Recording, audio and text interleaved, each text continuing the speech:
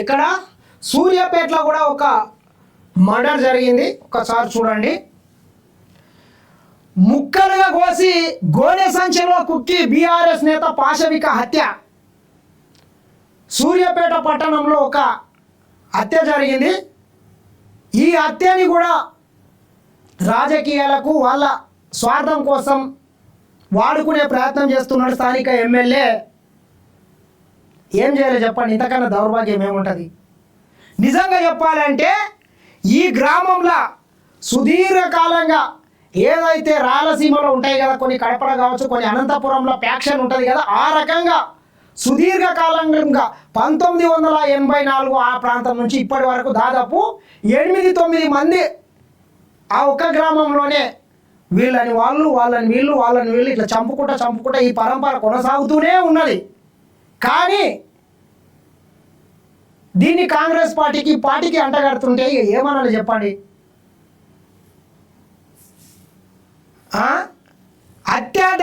అసలు హత్య అనేటటువంటి హత్య రాజకీయాలకు కాంగ్రెస్ దూరం ఉంటుంది. ఏనాడు తెలంగాణలో హత్య రాజకీయాలను ప్రోత్సహించదు. నిందితులు ఎవరైనా కఠిన చర్యలు తీసుకోక తప్పదు. కానీ దీన్ని కాంగ్రెస్ పార్టీకి అంటగట్టడం మాత్రము మంచిది కాదు. జగదీష్ రెడ్డి గారు దాన్ని రాజకీయంగా వాడుకునే ప్రయత్నం చేస్తున్నాడు. సూర్యాపేట జిల్లా ఎల్కారం గ్రామ శివారులో మరో దారుణం. పాత కక్షలతో మాజీ సర్పంచ్ మౌనిక భర్తపై ఘాతుక చర్య. ఓ దావత్లో ఉండగానే మధును నరికి చంపిన ప్రత్యర్థులు. సంచిలో కుక్కి ఎస్ఆర్ఎస్వి కాలువలో పడేసిన దుడగులు. ఎల్కారం గ్రామంలో పోలీస్ పికెటింగ్. ఈ రోజు కాదు, కాంగ్రెస్ వాళ్ళు చేయించారు అని చెప్పి చెప్తున్నాడు. మేము అధికారంలో ఉన్నప్పుడు మొత్తం శాంతి భద్రతలు అదుపులోనే ఉన్నాయి. కాంగ్రెస్ పార్టీ వచ్చిన తర్వాత ఈ రకంగా అయిందని నీతులు చెప్తున్నారు జగదీష్ రెడ్డి. 2020లో నీవు మంత్రిగా ఉన్నప్పుడు కూడా ఒక మర్డర్ జరిగింది అదే గ్రామంలో. 2007లో జరిగింది, 2024లో జరిగింది.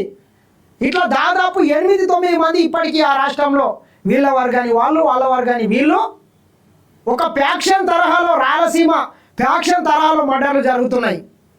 దయచేసి మీరు పార్టీలకు అంటగట్టకండి. రెండు ముఠాల మధ్య, 2 వర్గాల మధ్య అక్కడ ఈ హత్యలు జరుగుతున్నాయి.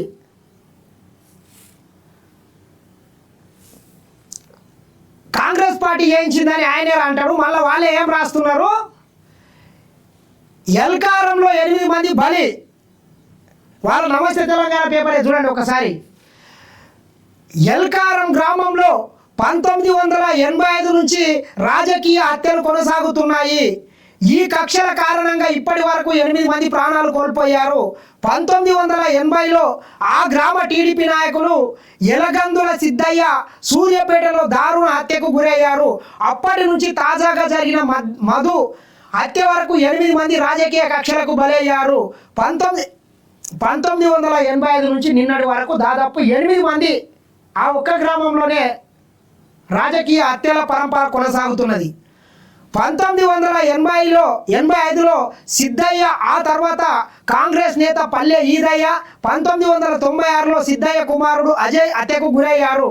అప్పటి నుంచి గ్రామం నివురుగప్పిన నిప్పులా ఉన్నది. అజయ్ హత్య జరిగిన కొద్ది రోజులకే అప్పటి గ్రామ సర్పంచ్ మిద్దె రవీందర్పై హత్యాయత్నం జరిగింది. ఆ ఘటనకు చింతలపాటి చిన్న రమేష్ కారణమని భావించి 1999లో ఆయనను ప్రభుత్వ ప్రత్యర్థులు హత్య చేశారు. ఆ తర్వాత కొంతకాలం ప్రశాంతంగా ఉన్న గ్రామంలో తిరిగి 2007లో మిద్దె రవీందర్ హత్య జరిగింది. ఈ హత్యతో పోలీసులు గ్రామంపై ప్రత్యేక దృష్టి సారించి ఇలాంటి ఘటనలు పునరావృతం కాకుండా అన్ని వర్గాలకు కౌన్సిలింగ్ ఇచ్చారు. పోలీసుల చర్యల ఫలితాలు ఇవ్వడంతో కొద్ది రోజుల పాటు గ్రామం ప్రశాంతంగా ఉన్నది. 2007 నుంచి మళ్ళీ 2020 వరకు ప్రశాంతంగా ఉన్నది అంట. 2020లో మాజీ సర్పంచ్ ఒంటెద్దు వెంకన్నను గ్రామంలో దారుణంగా హత్య చేశారు. వెంకన్న ప్రత్యర్థి వడ్డే మల్లయ్యను జగ్గయ్యపేట సమీపంలో 2024లో ఆయన ప్రత్యర్థి శ్రీకాంతాచారి హత్య చేశాడు. చింతలపాటి మధు 25 ఏళ్ల క్రితం జరిగిన మాజీ సర్పంచ్ మిద్దె రవీందర్ హత్య కేసులో నిందితుడు. చూడండి, ఇట్లా గత సుదీర్ఘకాలంగా వీళ్ళ వర్గాన్ని వాళ్ళు వాళ్ళ వర్గాన్ని వీళ్ళు ఇట్లా చంపుకుంటూనే పోతున్నారు. తాజాగా ఈ హత్యను రవీందర్ వర్గీయులు చేసి ఉంటారనే కోణంలో పోలీసులు దర్యాప్తు చేస్తున్నారు.